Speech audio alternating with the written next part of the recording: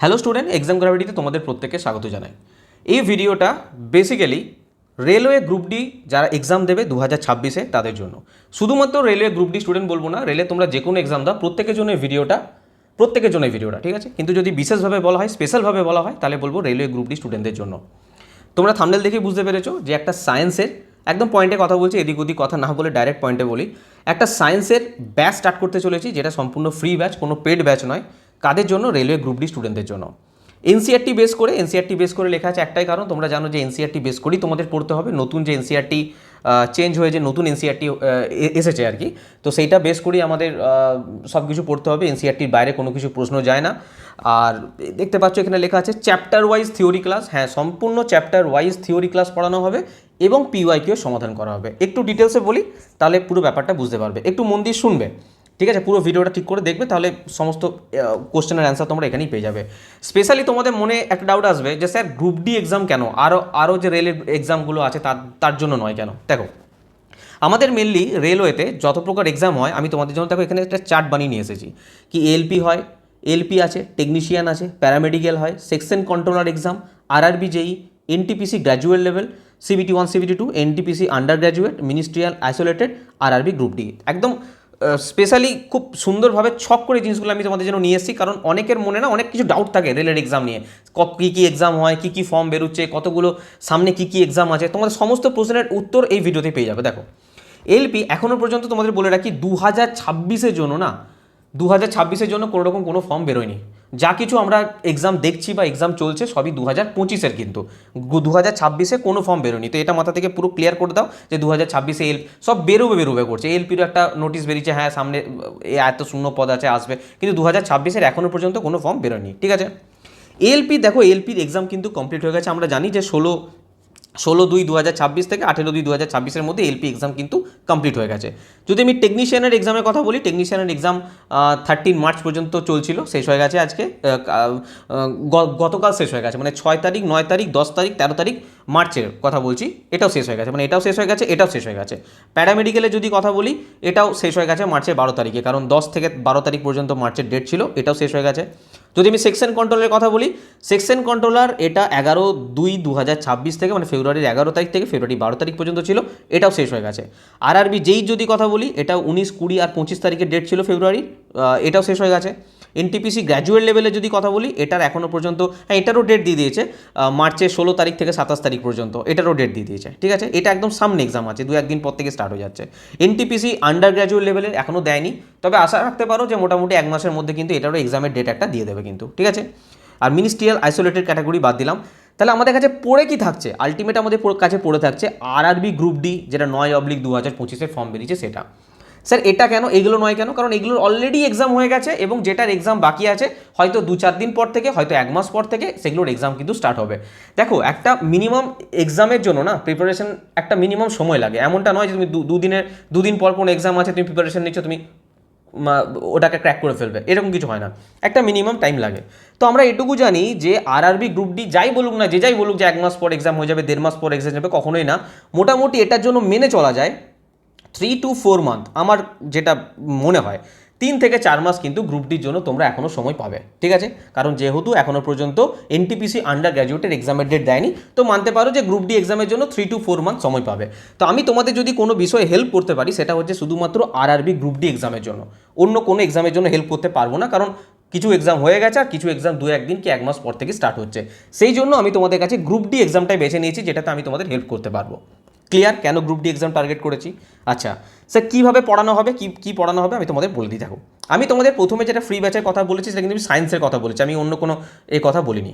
তোমাদের আমি দেখিয়ে দিই যে আমাদের অফিসিয়াল নোটিশ যে ছিল, সেখানে কীভাবে নাম্বার বিভাজন ছিল বা কী সিলেবাস ছিল, একবার দেখে নাও। আচ্ছা, দেখানোর আগে তোমাদের একবার বলে দিই, যারা অলরেডি ভিডিও পেয়ে গেছো তারা জানো যে 2026-এর আমাদের রেলওয়ের বিগত বছরের প্রশ্নোত্তরের বই চলে এসেছে ম্যাথামেটিক্স এবং সায়েন্সের। 209টা শিফট আছে ম্যাথামেটিক্সে, 6300 প্লাস এমসিকিউ, সায়েন্সের 205টা শিফট, 2000 প্লাস এমসিকিউ। 2024-25-এর যত এক্সাম হয়েছে সমস্ত এক্সামের এখানে দেখতে পাচ্ছ যে লেখা আছে কী কী এক্সাম আছে। তো সমস্ত এক্সামের শিফট ধরে প্রত্যেকটা শিফট ধরে পুরো বাংলা ভাষায়, সম্পূর্ণ বাংলা ভাষায় বই চলে এসছে। যদি কেউ চাও নিতে পারো, যে নাম্বারটা নিচে দেখতে পাচ্ছ, তো আমি লাস্টে বলে দেবো, এই নাম্বারে যোগাযোগ করবে, ঠিক আছে? এই নাম্বারে হোয়াটসঅ্যাপ করে নেবে, আমাদের এক্সাম কমিটি অ্যাপ্লিকেশন থেকেও বই নিতে পারো। আচ্ছা, বা আমাদের জেনারেল সায়েন্সে 2016-22 বই অ্যাভেলেবেল হয়ে গেছে। এই নাম্বারে সিম্পল হোয়াটসঅ্যাপ করবে, এই নাম্বার থেকে কালেক্ট করে নিতে পারো। যাই হোক, এবার দেখো আমরা জানি যে গ্রুপ ডির জন্য পদ কিন্তু কম নেই, 22,195। এবার এইটা এই অর্থে করোনা স্যার 3 বছর বেরোনি, 4 বছর বেরোনি, এবার দেখতে পাচ্ছ প্রত্যেক বছর বেরোচ্ছে, সেই অনুযায়ী কিছু না কিছু ভ্যাকেন্সি আসছে। আমাদের এটাই ভ্যাকেন্সি আছে, আমাদের এই ভ্যাকেন্সিতে লড়াই করতে হবে, এই ভ্যাকেন্সিতে চাকরি পেতে হবে, এটা মাথায় রাখো। 22,195টা ভ্যাকেন্সি আছে।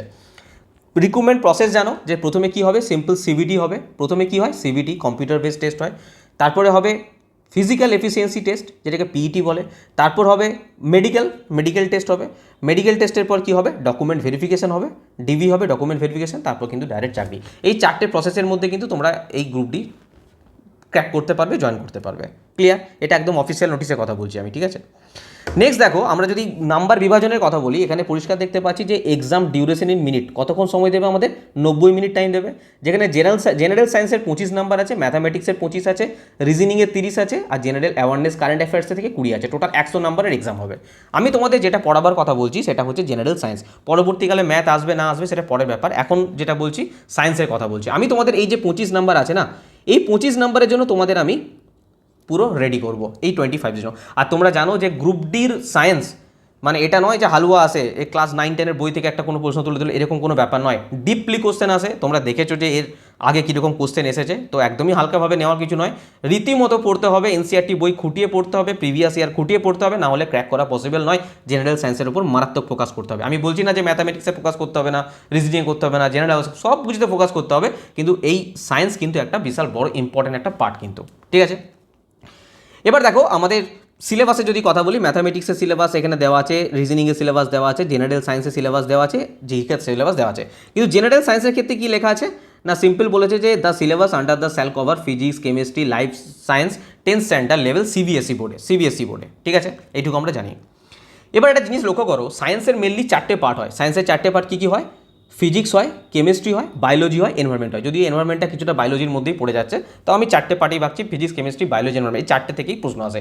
এবার যদি কেউ বলে স্যার ফিজিক্সটা গ্রুপ ডির জন্য বেশি ইম্পর্টেন্ট, কেমিস্ট্রি থেকে কম প্রশ্ন আসে, কেউ বলবে স্যার বায়োলজিটা সব থেকে বেশি ইম্পর্টেন্ট, কারণ বায়োলজিতে স্যার 20-র মধ্যে তো 15 নাম্বার বায়োলজি থেকে আসে, স্যার কেমিস্ট্রি থেকে বেশি প্রশ্ন আসে না, এরকম কিছু নয়।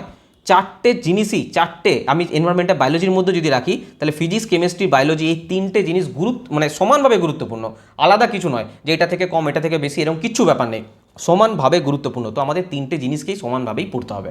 ক্লিয়ার? বোঝা গেল? আচ্ছা, আমি ফিজিক্স, কেমিস্ট্রি, বায়োলজি বললাম 4টে আছে। আমি যদি বলি যে প্রথমে আমরা কি স্টার্ট করতে চলেছি, তোমাদের আমি ডাইরেক্ট বলছি বায়োলজি। প্রথমে আমরা স্টার্ট করবো বায়োলজি দিয়ে, ঠিক আছে, কারণ বায়োলজি সিলেবাস অনেক গুরুত্বপূর্ণ, প্রত্যেকটারই সিলেবাস গুরুত্বপূর্ণ আছে, কিন্তু আমি বায়োলজি থেকে স্টার্ট করবো। ইন্টারেস্ট পাবে বায়োলজি থেকে, বায়োলজিতে পড়ার একটা ইন্টারেস্টও থাকে, তো প্রথমে আমরা স্টার্ট করছি বায়োলজি থেকে।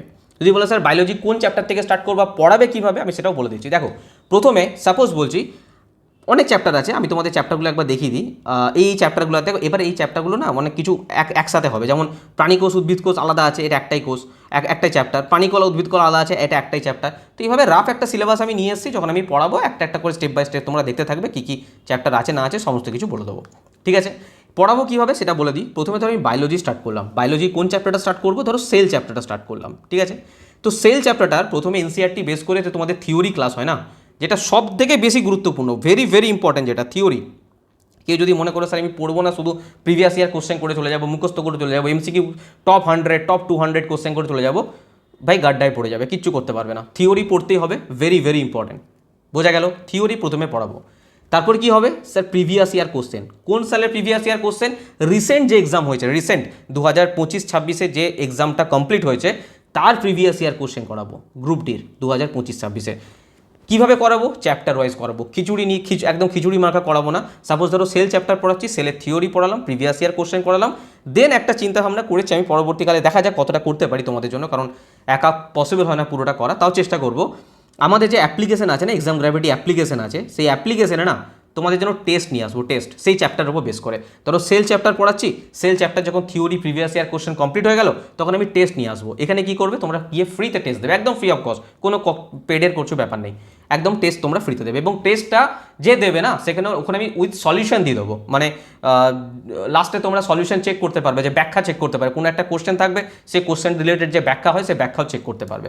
তো এইভাবে আমি প্রত্যেকটা চ্যাপ্টারকে কমপ্লিট করবো। বোঝা গেল কীভাবে পড়াবো, কী স্টার্ট করবো না করবো। সেটা ক্লাস কবে থেকে শুরু হবে সেটাও বলে দিচ্ছি। ক্লাস স্টার্ট হবে 15, 16, 17 তারিখ থেকে 17 মার্চ। 17 মার্চ, এটা নয় যে এপ্রিল পর্যন্ত ওয়েট করবো 1 তারিখ থেকে স্টার্ট করবো, এরকম নয়, কারণ টাইম খুবই কম আছে, বিশাল কিছু টাইম নেই। তো আমাদের প্রত্যেকটা সময়ের মানে ইয়ে নিতে হবে আর কি। তো 17 মার্চ কী বার পড়ছে? মঙ্গলবার পড়ছে, টুইসডে। মঙ্গলবার থেকে স্টার্ট করবো। স্যার একটা লাইভ ব্যাচ হবে না? লাইভ ব্যাচ আমি করতে পারবো না, লাইভ ব্যাচ পরবর্তীকালে দেখবো, কিন্তু এখন যেটা দেবো আমি রেকর্ডেড ব্যাচ দেবো। প্রত্যেকটা স্টুডেন্ট যদি কোথাও কেউ কোনোভাবেও বিজি থাকো বা কিছু থাকো, পরবর্তীকালে আমাদের এই রেকর্ডেড ব্যাচ থাকবে, যখন ইচ্ছা যতবার ইচ্ছা আরামসে দেখতে পারবে, ইউটিউবে দেওয়া থাকবে, একদম আরামসে দেখো, কোনো দিক্কত নেই। তো মঙ্গলবার দিন আমি এই ব্যাচ স্টার্ট করতে চলেছি। প্রথম যে চ্যাপ্টারটা স্টার্ট করবো সেটা হচ্ছে সেলের কি স্টার্ট করবো না থিওরি। বোঝা গেল? যদি কোথাও কোনো রকম কোনো প্রশ্ন থাকে তোমরা কী করবে, সিম্পল কমেন্ট বক্সে কমেন্ট করবে, আর এই ভিডিওটা না শেয়ার করো। আমি সাবস্ক্রাইবের ব্যাপার বলছি না, যদি ইচ্ছা হয় করবে। সাবস্ক্রাইব করে রাখলে কী হয়, ওই বেল ঘন্টা মন্টা যা আছে বাজিয়ে রাখলে কী হয়, যা মানে যদি কোনো ভিডিও আসে তোমরা সেই নোটিফিকেশনটা পাবে, বা সাবস্ক্রাইব করে রাখলে যদি কোনো ভিডিও যখন দেবো না তোমাদের সামনে আসবে, আর কিছু ব্যাপার নেই। কিন্তু শেয়ার করো এই কারণেই বলছি কি, স্টুডেন্টদের না হেল্প হবে, মানে যারা জানে না তারা জানতে পারবে, আর কোনো কারণ নেই। ঠিক আছে? যদি কোনো ডাউট থাকে বললাম কমেন্ট করতে, আমি তোমাদের বলে দেবো। আর ব্যাস, আর কিছু বলার নেই সেরকম। এই মুহূর্তে আর কিছু মাথায় কোশ্চেন আসছে না, আপাতত ক্লাস স্টার্ট করবো। আর তোমাদের বলে রাখি যে আমাদের যে বই আছে বা কোনো কোর্স যা কিছু নিতে চাও, সিম্পল এই নাম্বারে হোয়াটসঅ্যাপ করবে। এই নাম্বারে হোয়াটসঅ্যাপ করবে, যদি কোথাও কোনো এনকোয়ারি থাকে বা কিছু জানতে না থাকে বা কোনো পেমেন্ট করার থাকে, এই নাম্বারে হোয়াটসঅ্যাপ করলে আমি কিউআর কোড দেবো, সেখানে পেমেন্ট করে স্ক্রিনশট দিয়ে তোমরা বই অর্ডার করতে পারো। ঠিক আছে? অথবা আমাদের যে এক্সাম গ্র্যাভিটি অ্যাপ্লিকেশন আছে, এক্সাম গ্র্যাভিটি অ্যাপ্লিকেশন থেকে তোমরা বই অর্ডার করতে পারো বুক সেকশনে গিয়ে। ঠিক আছে? বা কোর্স নিতে পারো, আমাদের পেড ব্যাচ যে আছে ওখান থেকে তোমরা ডাইরেক্ট কোর্স নিতে পারো। ঠিক আছে? তো চলো, এনসিআরটি বেস করে আমাদের সায়েন্সের chapter wise theory class, PYQ class আমাদের স্টার্ট হচ্ছে থার্সডে মঙ্গলবার 17 মার্চ থেকে 17 মার্চ। Okay, thank you.